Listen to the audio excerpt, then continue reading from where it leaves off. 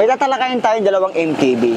Almost same sila ng spec, magkaiba lang ng pyesa. Parehas 1x10, parehas hydraulic, pero magtataka kayo bakit mas mahal yung hindi naka MT200 doon sa naka MT200. Ito yung pag-uusapan natin ngayon na dalawang MTB na napakaliit ng price difference nila, pero isa dito ay naka MT200. So mahulaan nyo ba kung ano yung naka MT200 dyan? So kung nanonood ka ng mga vlogs ko, mga content ko na bike check, alam nyo na kung sino. So ang naka MT200 dito ay si Tosyk X-Force 2.0. Itong 2.0 ng X-Force, last year, yung old version niya, naka-sib simmers to, pero ngayon, in-upgrade nila ng MT200.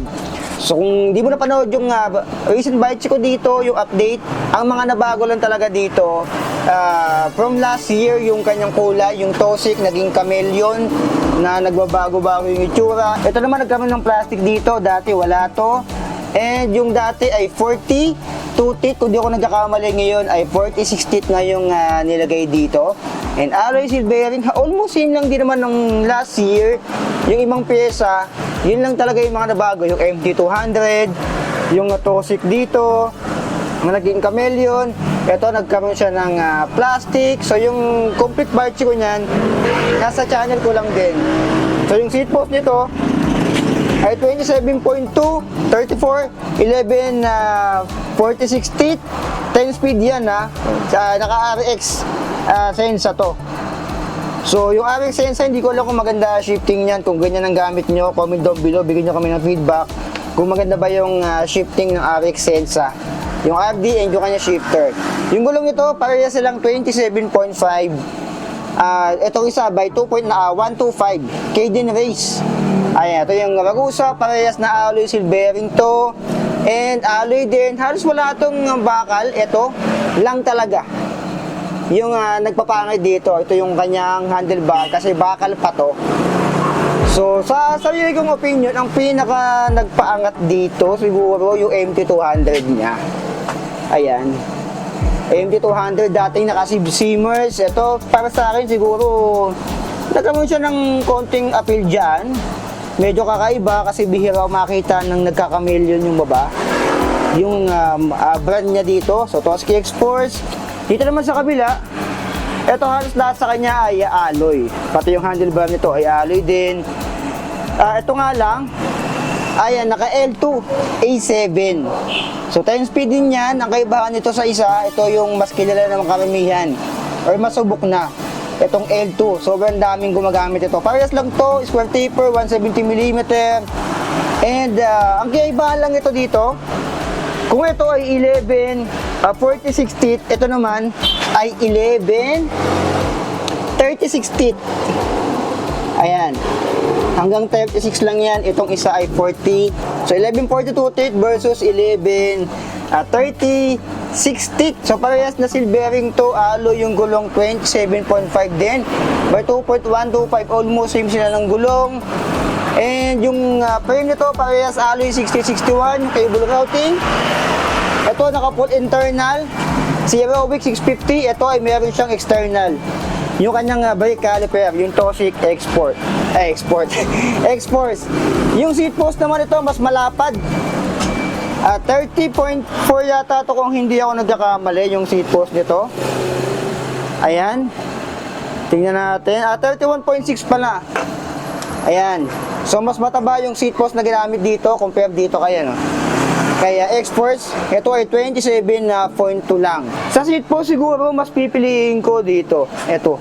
Mas gusto ko yung mas mataba na kasi mas matibay ito para sa akin yung mga ganito. Ayan, kita-kita nyo naman dito. Ito. Ayan, meron siyang reinforced gasket kasi pag umahaba na to, nagkakaroon ng reinforced gasket, pasuporta yan dito. Para kapag nasagad nyo yung ganyan, yung clearance na yan, ito kasi yung minimum insert niyan. Pag naganyan nyo lang kasi yan, ganyan nyo ni-ride yan, may tendency na makakaroon ng ano dito yan. Baba. Magkakaroon ng lamat dito yan.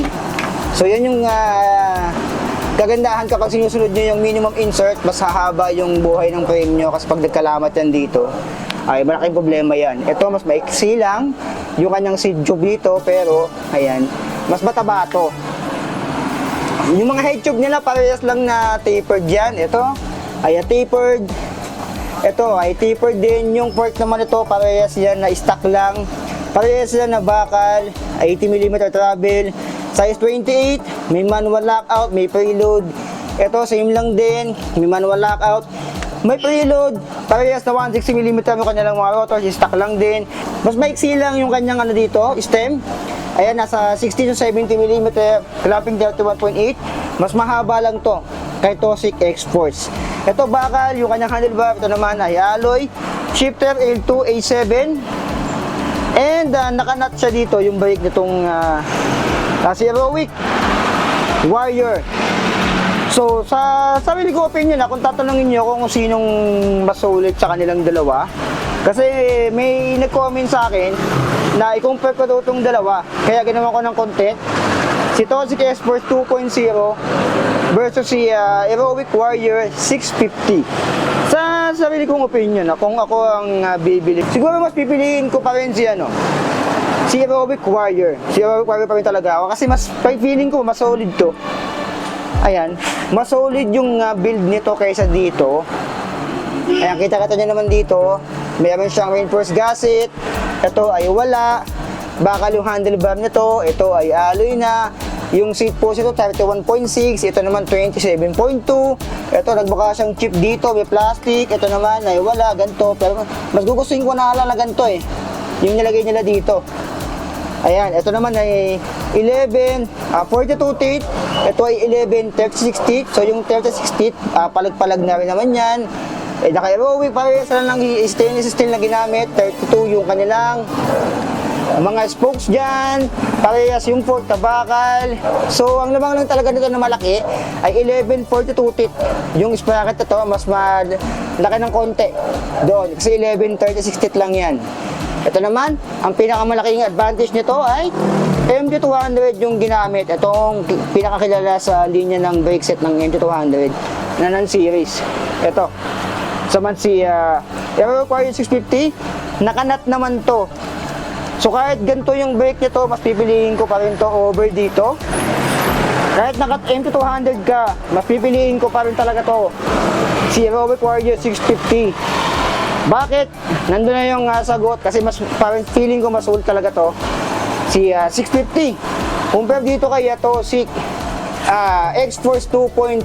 Yun lang talaga yung pinakamalaking lamang nito. Naka-Shimano MT200 siya. So sa gulong kasi ito nakakagusa. Ito unbranded pero feeling ko mas okay sa akin tong ganito. Yung presyo nga pala bago natin makalimutan. Ito ay 9,500 pesos. Dati nga sa 14 to ng pandemic eh. 27.5, Heroic Warrior 650. Ayan, yung from original price 10,500 naging 9,500 na lang siya. Ito naman ay 9,200 pesos.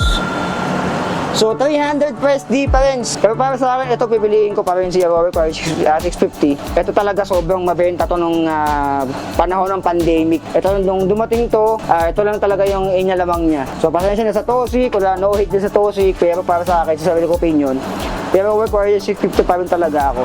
Ayan. So kung kayo pipiliin, sinong pipiliin niyo sa dalawang yan? Heroic Warrior 650 ba? 9,500 pesos.